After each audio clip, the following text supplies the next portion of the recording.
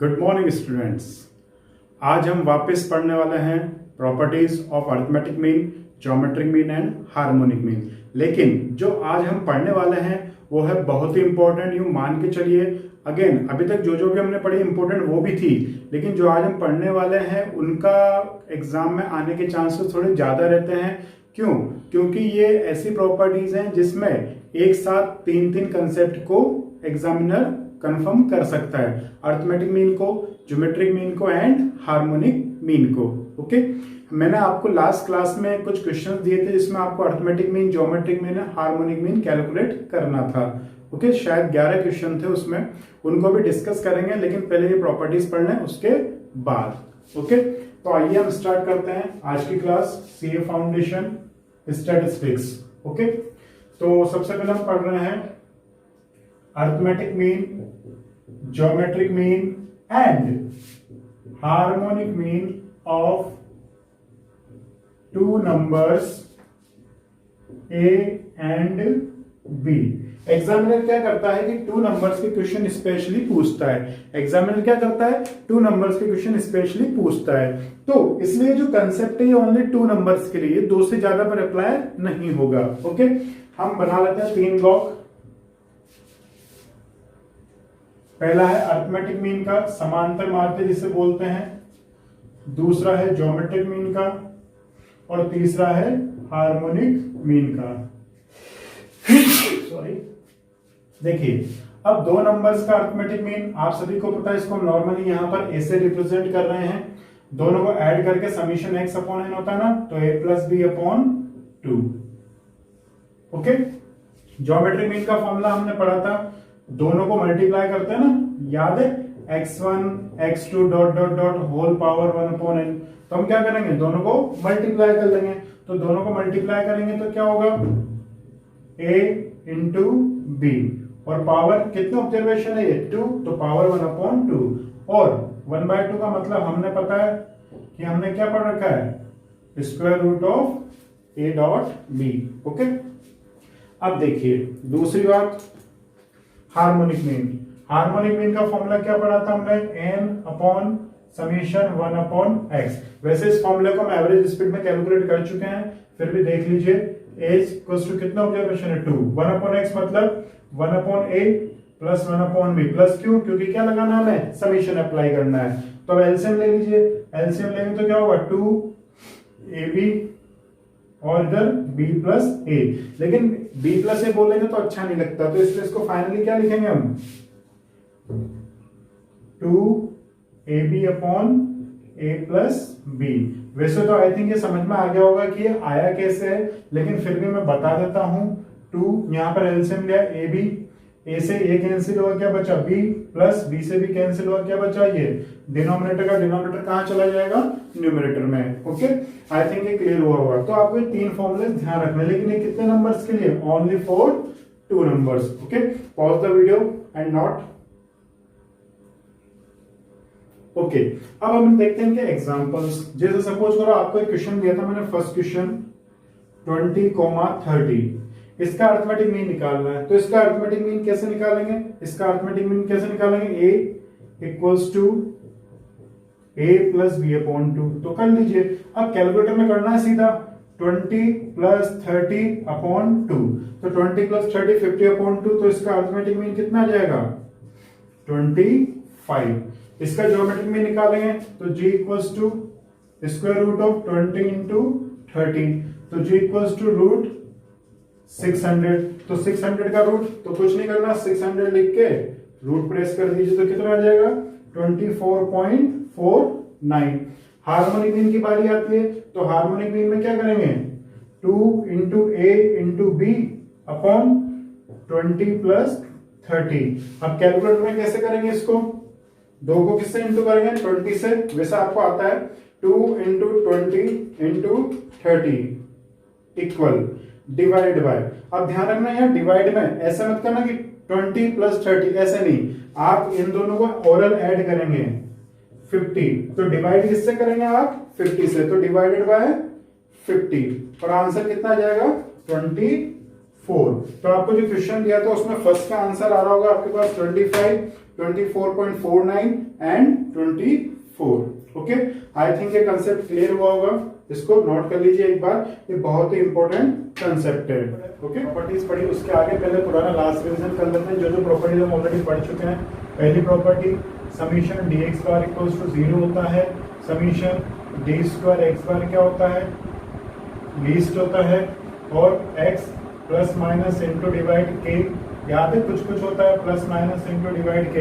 अगर आप किसी वेरिएबल में डेटा में कुछ कांस्टेंट प्लस करेंगे, माइनस करेंगे, इंटू करेंगे, डिवाइड करेंगे, तो डेटा भी क्या होगा, उसी के अकॉर्डिंग क्या हो जाएगा, चेंज हो जाएगा। मतलब उसका अर्थमेटिक मीन हो, मीडियन हो, चाहे मोड हो। इसको एक तरीके से और पढ़ा था, y equals to a plus B X, then y bar equals to a plus B X bar. और अभी हमने क्या पढ़ा, arithmetic mean equals to a plus B by two, geometric mean equals to square root of A B, और harmonic mean equals to 2ab upon a plus b। इसके अलावा हमने पढ़े थे अभी तक अर्थमेटिक मीन के formulas individual, discrete and continuous, geometric mean के formulas individual, discrete and continuous, और हार्मोनिक मीन के फॉर्मूलेस इंडिविजुअल, डिस्क्रीट और कंटीन्यूअस के। ओके, दूसरी बात, अर्थमेटिक मीन जो काम आता है वो किस में काम आता है, नॉर्मली प्रॉफिट लॉस वगैरह जो क्वांटिटेटिव मैक्सिमम ऑब्जर्वेशन होते हैं उनका एवरेज निकालने में। हार्मोनिक मीन स्पेशली अगर हम सी फाउंडेशन की बात करें तो आपको क्वेश्चन मिलेंगे एवरेज स्पीड के, किसके, एवरेज स्पीड के, जहां इनवर्सली प्रोपोर्शनल का क्वेश्चंस होते हैं। दूसरा ज्योमेट्रिक मीन जो मिलता है वो आपको काम आएगा एवरेज परसेंटेज या एवरेज रेट के लिए। हम इंडेक्स नंबर पढ़ेंगे वहां पर ज्योमेट्रिक मीन यूज आएगा। हाँ, एक बात और, ज्योमेट्रिक मीन का हमने एक फॉर्मूला और पढ़ा है, कौन सा, एंटी लॉग लॉग वाला। वो फॉर्मूला आपको एग्जाम में केवल डायरेक्ट पूछेगा, इसके अलावा कुछ नहीं पूछता है। ओके, अब हम पढ़ते हैं आगे का, जो आपको क्वेश्चन दिए थे उसको मैं डिस्कस कर रहा हूँ।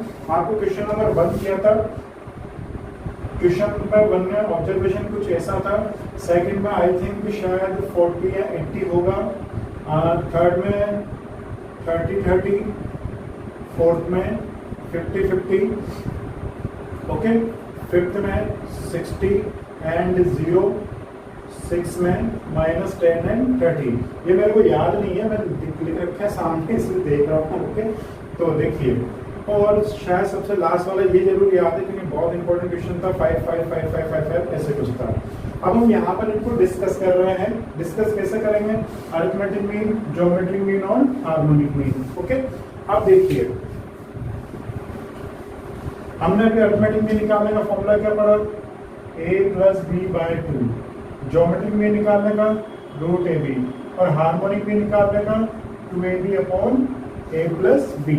ओके, तो हम इनसे अब इसको जल्दी कैलकुलेट करेंगे। कैसे, फर्स्ट हम ऑलरेडी निकाल ही चुके हैं। ये कितना आ रहा था 25, ये कितना आ रहा था 24, और ये आ रहा था 24.49। अब इसको निकालते हैं हम। इसको कैसे निकालेंगे, देखिए 40 प्लस 80, 80 प्लस 40 कितना, 120, 120 अपॉन 2 60 फर्स्ट वाले से। सेकेंड वाले से 80 इंटू 40 इक्वल्स टू और रूट, ठीक है, 56.568। ओके, अब वो निकालेंगे तो क्या होगा, 2 इंटू 40 इंटू 80 डिवाइड बाय, मैंने बताया जो डिवाइड करेंगे तो पहले इनको ऐड करके रखेंगे, तो 40 और 80 कितना होता है 120, तो डिवाइड बाय 120 और इक्वल 53.33। अब देखो 30 30 50 50, तो इसका आंसर 30 30 30 आ रहा होगा आपके, इसका 50 50 50 आ रहा होगा, 60 प्लस 0 इसका 30 आ रहा होगा। इसका जैसे आपने रूट निकालने की कोशिश करी होगी तो रूट तो निकल गया होगा, 60 इंटू 0, सॉरी 60 इंटू 0, और जैसे इंटू से 0 करेंगे तो आंसर क्या आ जाएगा 0। ओके, और जैसे आपने वो निकालने की कोशिश करोगी तो वहां पर आपको क्या हो जाएगा, इनफाइनाइट आ गया होगा, कैलकुलेटर में ही लिखा हुआ होगा। इसमें क्या हो जाएगा 30 माइनस 10 20 अपॉन 2 10 हो जाएगा। इसका निकालेंगे तो इसका रूट इजीली निकल जाएगा। देखो 30 इंटू 10, अब देखो 10 माइनस का है ना, अब माइनस का 10 कैसे बनाते हैं, देखो आज अच्छा से काम में आ रहा है 30 इंटू 10। अब 10 को माइनस का बनाना है तो आपके कैलकुलेशन में देखो एक स्विच है प्लस माइनस का, इसको प्रेस करो। जैसे आप इसको प्रेस करेंगे तो 10 के आगे डिस्प्ले में क्या आ जाएगा माइनस, और इक्वल दबा दो। क्या करा 30 इंटू 10 और प्लस माइनस, तो प्लस माइनस और इक्वल करते हैं माइनस का 10। अब इसका रूट ले लो, तो इसका रूट तो आ गया आपके पास 17.32, लेकिन आपकी कैलकुलेटर की स्क्रीन पर देखना यहाँ पर ई लिखा हुआ आ रहा होगा, ई का मतलब इनफाइनाइट मतलब नॉट डिफाइंड है, एरर आ गई। ई का मतलब क्या हो गया, एरर आ गई, ठीक है। और ऐसे यहाँ पर भी अभी हम देखेंगे इसका सॉल्यूशन, ओके। और सबसे लास्ट वाला जो क्वेश्चन था इसका आंसर आ होगा 5 5 5, ओके। अब इसके बीच के क्वेश्चन अभी हम करेंगे। ये दो क्वेश्चन हमने इसलिए लिए हैं कुछ कंसेप्ट समझने के लिए। पहला कंसेप्ट तो ये समझना था कि जो भी हमने फॉर्मूलेस पढ़े हैं हम उसे डायरेक्ट करना है ये क्वेश्चंस, ओके, दो नंबर्स के लिए। अब देखो पहले क्वेश्चन में अरिथमेटिक मीन की वैल्यू कितनी है 25, दूसरे क्वेश्चन में 24.49, तीसरे क्वेश्चन में 24, सेकंड क्वेश्चन में 60, 56.56, 53.33। लेकिन थर्ड फोर्थ क्वेश्चन में सारी वैल्यू क्या आ रही है, सेम आ रही है, इक्वल आ रही है। क्यों इक्वल क्यों है, रीजन फर्स्ट और सेकंड क्वेश्चन में जो दो ऑब्जर्वेशन है वो दोनों डिफरेंट है, अलग अलग है। यहाँ पर क्या है, जो दोनों ऑब्जर्वेशन है वो क्या है, सेम है। अगर दो से ज्यादा ऑब्जर्वेशन होते तो 5 5 5 5 5 तो भी क्या आ रहे हैं, तीनों सेम आ रहे हैं। इसका मतलब अगर आपके पास ऑब्जर्वेशंस इक्वल हैं तो आपका अरिथमेटिक मीन हो, ज्योमेट्रिक मीन हो, हार्मोनिक मीन हो, हरात्मक माध्य, गुणोत्तर माध्य और समांतर माध्य, तीनों ही टाइप के एवरेज का आंसर क्या आएगा, सेम आएगा, ओके। दूसरी बात, अब अलग अलग हो तो क्या होगा, अब जैसे यहाँ पर अलग अलग है ना, तो अलग अलग तो आंसर भी अलग अलग आ रहा है, लेकिन अलग अलग आंसर में भी एक खास बात है। क्या खास बात है, देखो सबसे बड़ी वैल्यू किसकी आ रही है, अरिथमेटिक मीन की, उससे छोटी वैल्यू ज्योमेट्रिक मीन की, और उससे छोटी वैल्यू हार्मोनिक मीन की। क्या ऐसा इसमें भी हो रहा है क्या, 60 सबसे बड़ा, फिर उससे छोटा 56, उससे छोटा 53। तो इसका मतलब अगर डेटा इक्वल है, सेम है, कोई डिफरेंस नहीं है, तो अरिथमेटिक मीन, ज्योमेट्रिक मीन और हार्मोनिक मीन तीनों की वैल्यू क्या होगी, सेम टू सेम। अगर अलग अलग है तो सबसे बड़ा अरिथमेटिक मीन, उससे छोटा ज्योमेट्रिक मीन, उससे छोटा हार्मोनिक मीन होगा। ये डायरेक्ट क्वेश्चन पूछता है, पिछले 2-3 अटेम्प्ट में आया हुआ है क्वेश्चन ये, ओके क्लियर। अब हम बढ़ते हैं आगे, इस प्रॉपर्टी को भी हम लिखेंगे। अभी में एक दो कंसेप्ट और सीखने हैं। पहली बात तो ये कि ये जो कंसेप्ट है ग्रेटर स्मॉलर स्मॉलर, ये क्या 2 से ज्यादा में भी काम करता है क्या, वो भी देख लेते हैं हम। 2 मिनट लगेंगे हमें देखने में। अब तो हमारे पास कैलकुलेटर है ना, ओके, तो यहाँ मिटा देता हूँ मैं, यहाँ करते हैं इसको, सॉरी ये क्वेश्चन मिट गया, -10 और 30 ये हमें करना था, ओके। जैसे दे दीजिए 5 25 125। अब इसका अरिथमेटिक मीन निकालो, तो इसका अरिथमेटिक मीन, अब मैंने बताया था ये फॉर्मूला किसके लगते हैं, 2 पर, 2 से ज्यादा होते ही रेगुलर पर आ जाइए। तो समीशन एक सपोन है, तो 5 + 25 + 125 कितना ऑब्जर्वेशन है, 3, तो डिवाइड बाय 3, तो आपका आंसर आ गया 51.67, 6666 आ रहा होगा, तो 51.67 आप साथ में कर सकते हैं। अब इसका ज्योमेट्रिक मीन, तो इसका ज्योमेट्रिक मीन कैसे निकालेंगे, 5 × 25 × 125 पावर 1/3।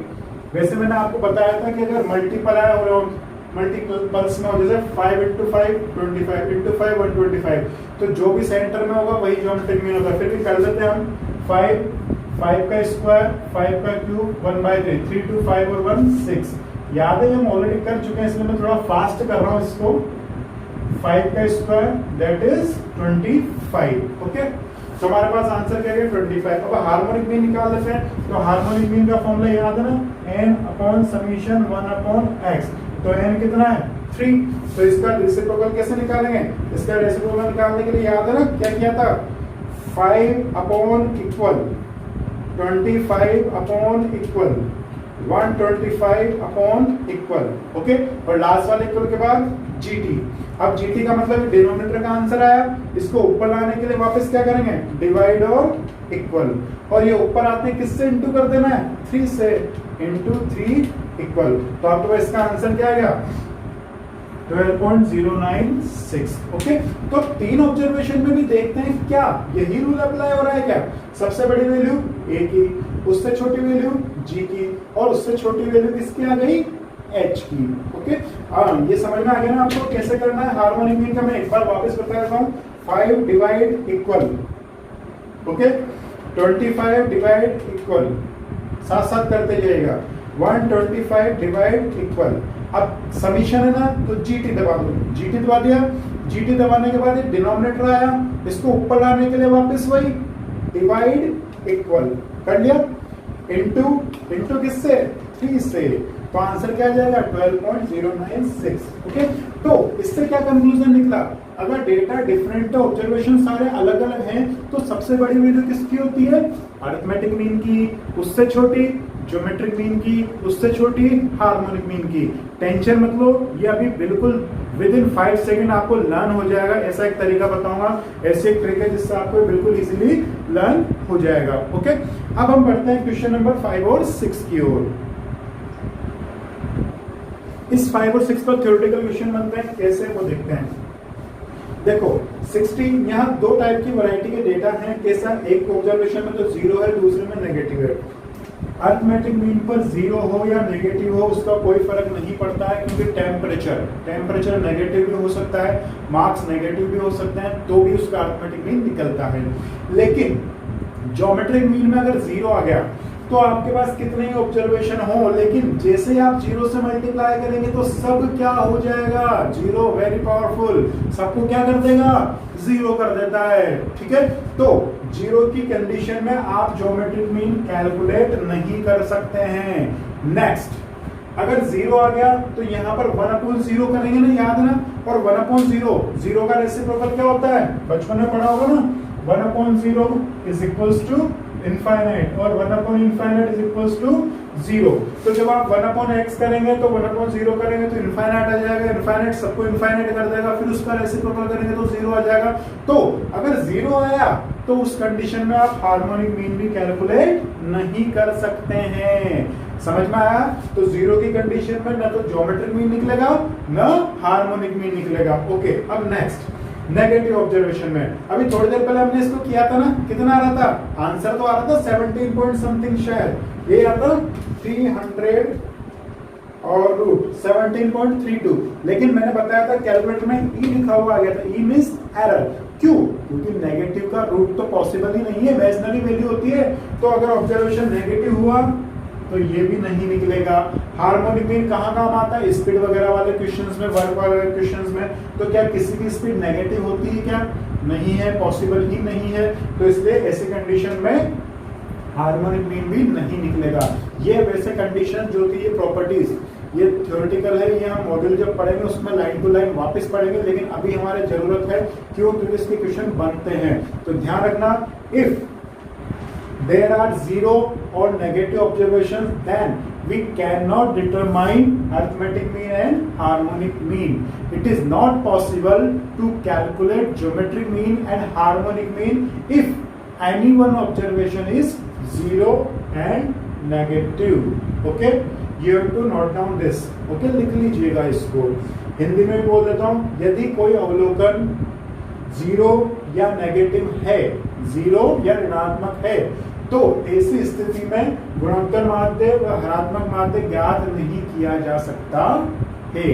गुणोत्तर माध्य ज्ञात नहीं किया जा सकता है। ओके, अब हमारे पास 3 बातें हो गई। 3 कौन सी? पहली, अगर सारे ऑब्जर्वेशन सेम हो तो arithmetic mean, geometric mean, harmonic mean सब सेम आएगा। अलग अलग हो तो सबसे बड़ा ए होगा, फिर उससे छोटा जी होगा, उससे छोटा एच होगा। और आखिरी बात, अगर 0 या नेगेटिव हो तो geometric mean, harmonic mean calculate नहीं होते हैं। ओके, अब नेक्स्ट इसी पर बेस्ड हम पढ़ रहे हैं इंपॉर्टेंट प्रॉपर्टी, दैट इज, तो हेडिंग डालेगा आप relation between geometric mean, harmonic mean and arithmetic mean. क्या? Relation between geometric mean, harmonic mean and arithmetic mean. Relation between arithmetic mean, geometric mean and harmonic mean. Okay, अब इनमें relation देखिए क्या होता है। सबसे पहले डेटा पर डिपेंडेंट है हम, किस पर? ऑब्जर्वेशंस पर, समन पर। अभी डेटा में हमने 2 वैरायटी देखी थी, क्या? या तो डेटा क्या हो, इक्वल हो, डेटा क्या हो, इक्वल हो, या फिर क्या हो, अनइक्वल। अब अगर इक्वल है तो क्या था, अरिथमेटिक मीन, ज्योमेट्रिक मीन और हार्मोनिक मीन तीनों क्या थे, इक्वल थे। और अगर अनइक्वल है तो सबसे बड़ा कौन था, ए, उससे छोटा जी, उससे छोटा एच। याद नहीं है साइन, जिधर ओपन होता है उधर वाली वैल्यू ग्रेटर होती है। ओके, अब ध्यान रखना यहाँ पर 3 क्वेश्चंस पुटअप होते हैं। पहला क्वेश्चन क्या है, देखिए पहला क्वेश्चन क्या है, what is the relationship between arithmetic mean, geometric mean and harmonic mean if all the observations are different. सभी भिन्न भिन्न समंकों या अवलोकनों के लिए तीनों के मध्य संबंध होगा। आपको मेंशन किया हुआ ना different, so you have to pick this. Okay, if mention है, sorry, repeat, different है, unequal है, तो आपको ये टिक करना है। अगर इक्वल है, समान है, तो आपको ये टिक करना है। लेकिन अगर ओनली रिलेशनशिप पूछे और ऐसे ऑप्शंस दे और मेंशन कुछ भी ना हो, ना इक्वल हो ना अनइक्वल हो, तो फिर हमें दोनों को क्लब करना पड़ेगा। तो दोनों को क्लब कर दीजिए। दोनों को क्लब करेंगे तो क्या होगा, ए is greater than B और equal B, G may be greater than or equals to H. Okay? अब देखो, मैंने आपको कहा था एक छोटी सी ट्रिक बताऊंगा जिससे आपको ये कभी जिंदगी में भूलेंगे नहीं। एटलीस्ट जब तक आप सीए फाउंडेशन का एग्जाम देंगे तब तक तो नहीं भूलेंगे। ओके, देखो एबीसीडी आई थिंक सभी को आती होगी। A for apple, B for baby, ऐसे पढ़ा होगा सबने। तो देखो एबीसीडी बोलते हैं A B C D E F G then H. तो अगर आप इसमें एग्जाम में कंफ्यूज हो कि आपको ऑर्डर क्या ध्यान रखना है, तो बचपन में घुस जाइए, वापस बचपन में चले जाइए। आपको एबीसीडी का ऑर्डर ध्यान रखना है। जो सबसे पहले आता है वही सबसे बड़ा, ए फिर जी फिर एच। ओके, तो एक क्वेश्चन तो यहाँ पर पुट अप होगा। एक और रिलेशन इसमें होता है जिसमें हमारे क्वेश्चंस होते हैं प्रैक्टिकल क्वेश्चंस। ओके, तो वो भी हम करते हैं। चलिए, आई थिंक ये क्लियर हुआ होगा। Note down.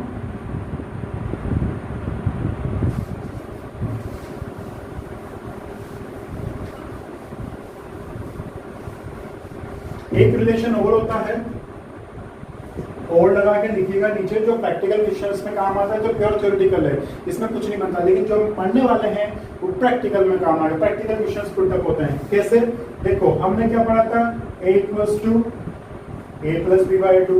इधर अपॉन टू अच्छा नहीं लग रहा, भगा दो इसे, धक्का मारो। तो अपॉन टू धक्का मारेंगे तो क्या होगा, इनटू में भाग जाएगा। चलिए, ज्योमेट्रिक मीन √ab। ठीक है, आज कल भी बारिश हुई थी। ठीक है, 1-2 दिनों से बारिश हो रही है, तो बारिश से बचने के लिए इन्होंने क्या ले लिया, अम्ब्रेला ले लिया था। अब बारिश नहीं हो रही है तो हम इस अम्ब्रेला को हटा देते हैं। तो हटा देंगे तो मतलब स्क्वायर रूट को हटाएंगे तो क्या होगा, इधर जाके क्या हो जाएगा, स्क्वायर हो जाएगा। तो g² = ab। तीसरा क्या था, हार्मोनिक मीन 2ab/a + b। अब इधर कुछ भी नहीं कर रहे हम, लेकिन देखो क्या a + b की वैल्यू हमें पता है क्या, पता है, ये रही, पुट कर दो। तो a + b की वैल्यू कितनी है, 2a। और देखो ध्यान से, ab की वैल्यू भी तो हमें पता है। ab की वैल्यू कितनी है, ab की वैल्यू g²। तो क्या हो जाएगा, g²। और 2 ऐसा का ऐसा ही, तो 2g², a + b की वैल्यू 2 है। कुछ कैंसिल हो रहा है, हाँ, 2 से 2, तो 2 से 2 कैंसिल हुआ। तो फाइनली क्या बचा हमारे पास, देखो h = g²/a। और ये अपॉन में अच्छा नहीं लग रहा, इसको हटा दो, तो वही इंटू चला जाएगा। तो फाइनली क्या होगा, ah = g²। ओके, तो एक रिलेशन ये आता है। ठीक है, आपको डेरिवेशन की कोई जरूरत नहीं है, ये मैंने बस समझाने के लिए लिखा है। आपको डायरेक्ट रिलेशन ध्यान रखना है। डायरेक्ट रिलेशन क्या है, g² = a/h। ठीक है, अब इसके क्वेश्चन कैसे होते हैं, इस तरह के, find a if g = 20, h = 15। Okay, तो a निकालना मतलब अरिथमेटिक मीन निकालना है, ज्योमेट्रिक मीन और हार्मोनिक मीन दे रखा है। तो जिसकी वैल्यू पता है पुट कर दो। तो 20², a पता नहीं है, h कितना है 15, तो 20 का स्क्वायर कितना होता है 400। a की वैल्यू निकालनी तो 15 को इधर भेज दो, डिवाइड। तो बाकी सारा काम कैलकुलेटर में। वैसे इतना भी नहीं लिखना, आपको क्या करना है, 20 का स्क्वायर तो 20 * 400 आ गया। हमें पता है कि 15 इधर आएगा, तो डिवाइड 15 लिखने का कोई काम ही नहीं है, तो आंसर क्या आ गया 1। ओके, अब इसमें एग्जाम में कंफ्यूजन होता है। क्या कंफ्यूजन होता है कि स्क्वायर किस पे आएगा। कई बार अगर मिस हो जाता है, याद है ना आपको, जब भी कुछ मिस हो जाता है तो रजिस्टर का पेज आपको दिमाग में आता है, विजुलाइज होता है, लेकिन सब कुछ दिखेगा, बस यही फॉर्मूला नहीं दिखेगा आपको, इसके अलावा सारा रजिस्टर दिखेगा। विजुलाइजेशन होता है ना कई बार एग्जाम में। तो इस फॉर्मूले की भी एक ट्रिक है, बहुत पुरानी ट्रिक है, ठीक है, मैंने बनाई हुई है। आप अपनी ट्रिक्स खुद बना सकते हैं। देखो ट्रिक्स कहीं बुक्स वगैरह में कहीं जनरेट नहीं होती, कोई डेरिवेशन नहीं होता है ट्रिक्स का।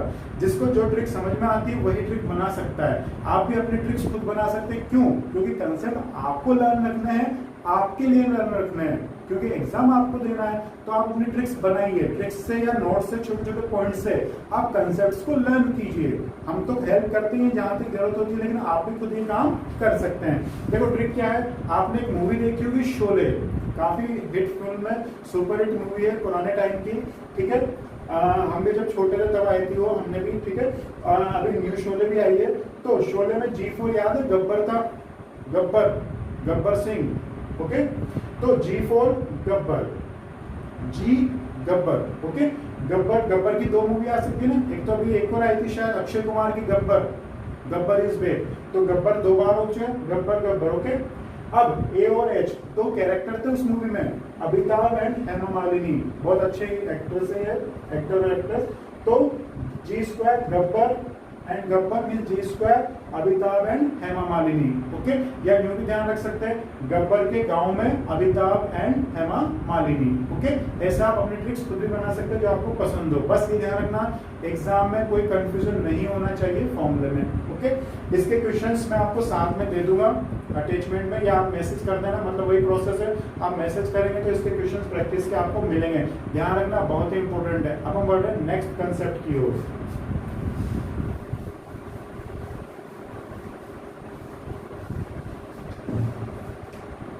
That is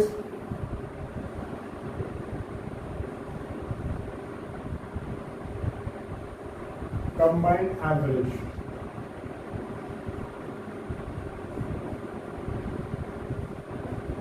संयुक्त माध्य। 3 एवरेज है ये, जिसके क्वेश्चंस पुटअप होते हैं। पहला है कंबाइंड अरिथमेटिक मीन, संयुक्त समांतर माध्य, कंबाइंड ज्योमेट्रिक मीन, हिंदी में लिख ही सकते हैं संयुक्त गुणोत्तर माध्य, और last is combined harmonic mean. Combined का मतलब क्या होता है? अभी तक हमने जितने भी फॉर्मूलेस पढ़े हैं वो एक एक सीरीज के लिए पढ़े, एक सिंगल इंडिविजुअल, सिंगल डिस्क्रीट। अब जब 2 अलग अलग टाइप के सीरीज हों, उनका एक साथ निकालने की जरूरत है। जैसे सपोज करो 2 स्कूल है, अब दोनों में एनालिसिस करना है, तो फर्स्ट स्कूल का एवरेज पता होगा हमें, दूसरे स्कूल के लिए दूसरे स्कूल का एवरेज पता होगा। अब दोनों में एक साथ एवरेज निकालना, तो 2 अलग अलग डेटा का एक साथ एवरेज की जरूरत हमें पड़ती है, इसलिए कंबाइन की रिक्वायरमेंट है। तो इसमें आपको क्या मिलता है, N1 N2 दोनों के ऑब्जर्वेशन मिलेंगे, x bar 1 x bar 2। Combined geometric mean में क्या मिलेगा, N1 N2 G1 G2। या हार्मोनिक मीन लिख लेते हैं, थोड़ा अच्छा लगेगा।